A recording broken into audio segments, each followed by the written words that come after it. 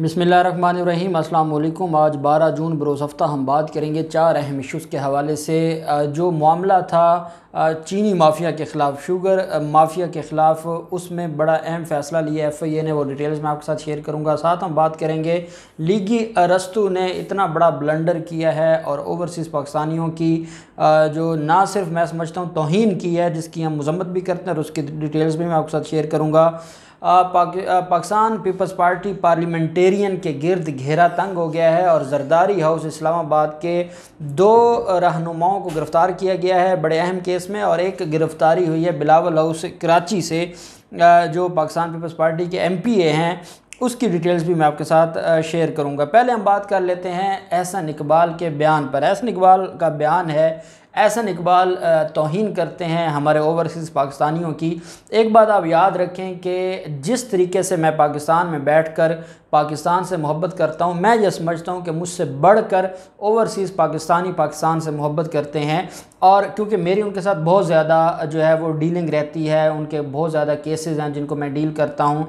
उनकी जो परेशानियाँ थीं, जो बैरून मुल्क बैठकर यहाँ पर उनको इंसाफ लेने के लिए बहुत इश्यूज़ बनते थे, तो मेरी कोशिश होती है कि जब भी कोई ओवरसीज़ पाकिस्तानी रब्ता करता है तो उसको रिस्पॉन्स देना जो है मैं इसलिए ज़रूरी समझता हूँ कि वो बैरून मुल्क बैठकर पाकिस्तान की खिदमत कर रहे हैं और पाकिस्तान के लिए जिद्दोजहद कर रहे हैं। और आप जानते हैं कि हमारी जो फाइनेंस है, मुआशी जो कंडीशन है जो बेहतर हो रही है, उसके पीछे सबसे बड़ा हाथ हमारे ओवरसीज़ पाकिस्तानियों का है, और जिनको हम हमेशा सलूट पेश करते हैं। लेकिन बदकिस्मती है पाकिस्तान मुस्लिम लीग नून के रहनुमाओं की। एक तो इन्होंने जुल्म ये किया, इमरान खान जो ऑर्डीनेंस लेकर आए थे, और वो ऑर्डीनेंस था ओवरसीज़ पाकिस्तानियों को हक़ वोट देने का, वो इन्होंने चैलेंज किया है। और वो इस्लामाबाद हाई कोर्ट में नून लीग के MNA ने चैलेंज किया है, जिसके ऊपर वफाकी हुकूमत को नोटिस जारी कर दिए इस्लामाबाद हाई कोर्ट में। एक तो ये इस ऑर्डीनेंस के पीछे पड़ गए हैं और ये नहीं चाहते कि ओवरसीज़ पाकिस्तानियों को जो है वो वोट का हक़ मिले, क्योंकि उनको पता है कि वो कम अज़ कम पाकिस्तान मुस्लिम लीग नून या पाकिस्तान पीपल्स पार्टी पार्लियामेंटेरियन को तो वोट देने वाले बिल्कुल भी नहीं हैं। जैसे कराची के लोग पाकिस्तान पीपल्स पार्टी के नहीं हैं या कभी बन ही नहीं सकते, चाहे ये जितने जुल्म करें, जितना उनके हकूक़ सलब करें, उनका जीना हराम करें, जो भी करें, लेकिन वो कभी पाकिस्तान पीपल्स पार्टी के साथ मिलने वाले नहीं हैं। बिल्कुल वैसे ओवरसीज़ पाकिस्तानी भी कभी इनके साथ इनको वोट नहीं देंगे, क्योंकि वो जानते हैं कि पाकिस्तान को तबाही के धाने पर ला खड़ा करने वाले यही लोग हैं। अब ये बयान देना कि बैरून मुल्क पाकिस्तानी पाकिस्तान के मसाइल से आगाही नहीं रखते, मैं ये ज़रूर कहना चाहूँगा कि अगर बैरून मुल्क ओवरसीज़ पाकिस्तानी पाकिस्तान के मसाइल नहीं जानते या उनको आगाही नहीं है, तो फिर पाकिस्तान में किसी को भी पाकिस्तान के मसाइल से आगाही नहीं है। जितने कॉन्शियस वो हैं, शायद हम लोग यहाँ बैठकर इतने अपने मुल्क के लिए कॉन्शियस नहीं हैं। तो ये तौहीन है ओवरसीज़ पाकिस्तानियों की, हम उसकी मज़म्मत करते हैं और एहसन इकबाल से कहेंगे कि वो मुआफ़ी मांगें पूरे ओवरसीज़ पाकिस्तानियों से।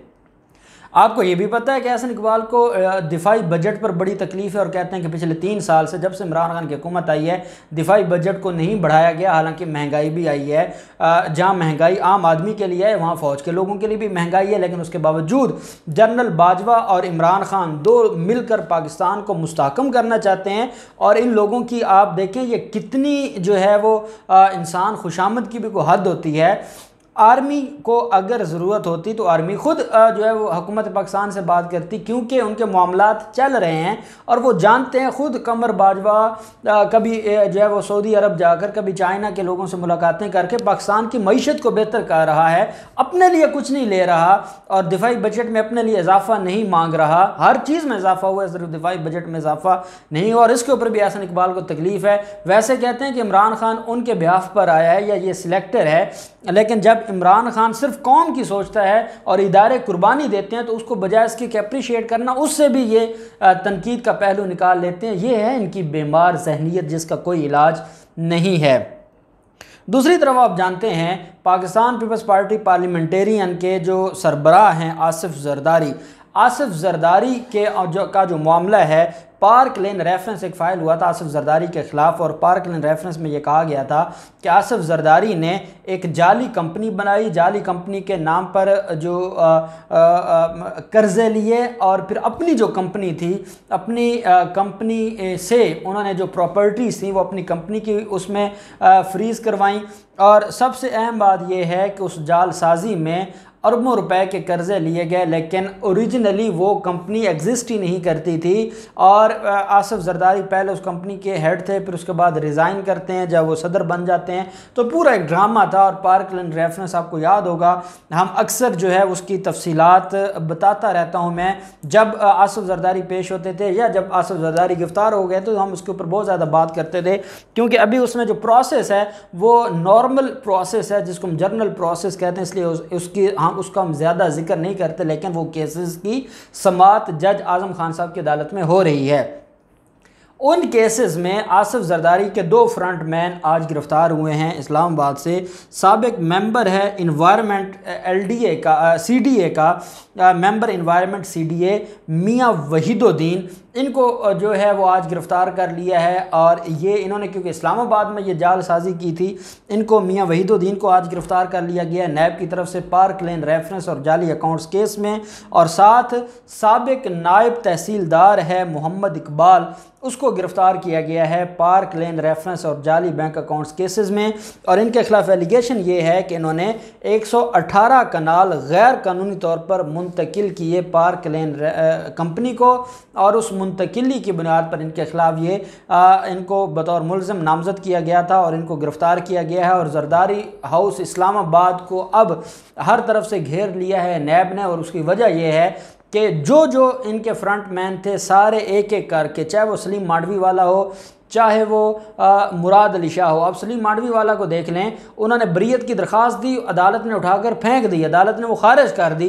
फिर भी वो आकर अदालत के बाहर कहते हैं कि मेरी इतनी पेशियाँ हो गई, मेरे खिलाफ कार्रवाई कोई नहीं हुई। तो उसकी वजह क्या है? फ़र्द जुर्म आयद होना है। पहले दरख्वास्त देकर इन्होंने उसको लटकाया, फिर जो इनके को अक्यूज़ हैं वो अदालत में हाज़िरी माफ़ी की दरख्वास्त ले आते हैं, वो ख़ुद पेश नहीं होते। जब तक सारे मुलज़िम पेश नहीं होंगे फ़र्द जुर्म नहीं लगेगा।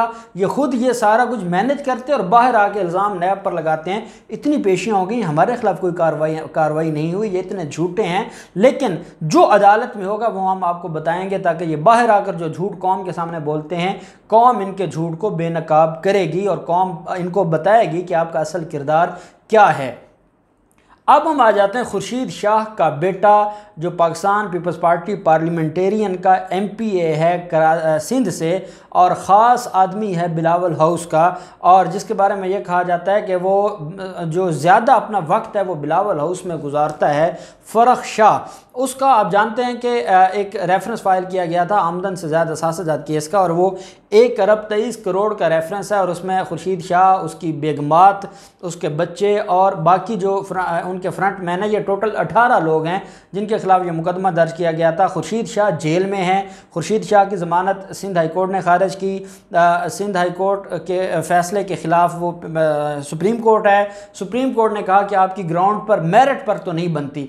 ये हो इनके लिए शर्म, जब कोई नैब के ख़िलाफ़ कोई रिमार्क्स आ जाए या फ़ैसला आ जाए तो बिलावल जरदारी हूँ, मरियम नवाज़ हूँ, मौलाना फजलुर रहमान हो, ये आसमान सर पर उठा देते हैं कि देखें नैब के ख़िलाफ़ इतना बड़ा फ़ैसला आ गया। लेकिन यहाँ देखें कि नैब का केस इतना मजबूत था कि जिसमें हमजा शहबाज की ज़मानत भी यहाँ से वापस चली जाती है, मेरिट के ऊपर ज़मानत नहीं होती, ना ही खुर्शीद शाह की ज़मानत मेरिट पर होती है। और अदालत कहती है कि भाई अगर आपने माफ़ी तलाफ़ी वाली ग्राउंड लेनी है कि बीमार है या इतना टाइम गुजर गया या हार्डशिप ग्राउंड, तो आप जाएँ नीचे, मेरिट के ऊपर नहीं हो सकती आपकी ज़मानत। सुप्रीम कोर्ट से मामला फिर सिंध हाई कोर्ट में चला गया, मेरिट पर उनकी दरख्वास्त ज़मानत नहीं बनती थी, वापस ले ली। इसी तरीके से फ़रख शाह की जो ज़मानत कबल अज़ गिरफ़्तारी थी वो खारिज हुई थी सिंध हाई कोर्ट से। उसने उसको ज़मानत फ़ाइल की थी सुप्रीम कोर्ट में। सुप्रीम कोर्ट ने भी उसको कहा कि आपकी मेरिट के ऊपर ज़मानत नहीं बनती। अब कहें ना ये मीडिया के सामने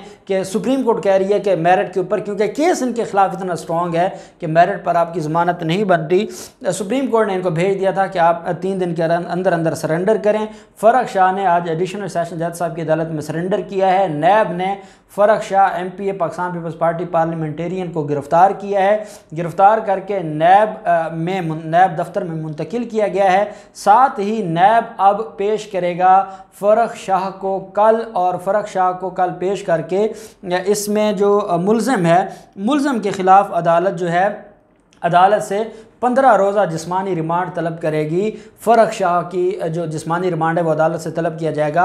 दूसरी तरफ मैं जो आपको बता रहा था, जो साबिक मेंबर इन्वायरमेंट CD है मियाँ वहीदुद्दीन और साबिक नायब तहसीलदार मोहम्मद इकबाल जो पार्क लेन रेफरेंस में गिरफ्तार हुए हैं, उनको आज एहतसाब अदालत में पेश किया गया था और एहतसाब अदालत ने 14 रोज़ा जिस्मानी रिमांड मंजूर कर लिया है दोनों मुल्ज़मान का। आज 3 बड़ी गिरफ्तारियाँ हुई हैं, पाकिस्तान पीपल्स पार्टी पार्लियामेंटेरियन की और जरदारी और बिलावल गैंग की। मैं समझता हूँ कि नैब अपनी कार्रवाइयों में बड़ी मेहनत से काम कर रहा है और हम उम्मीद करते हैं कि ये जो बड़े माफियाज हैं, जिनको कभी कोई हाथ नहीं लगा सकता था, उनकी गिरफ्तारियां हो रही हैं और इंशाअल्लाह एक वक्त आएगा कि इनसे रिकवरियां भी होंगी और पाकिस्तान, इन लोगों से पाकिस्तान की जान छूटेगी। अल्लाह पाक पाकिस्तान का हमें नासिर हो।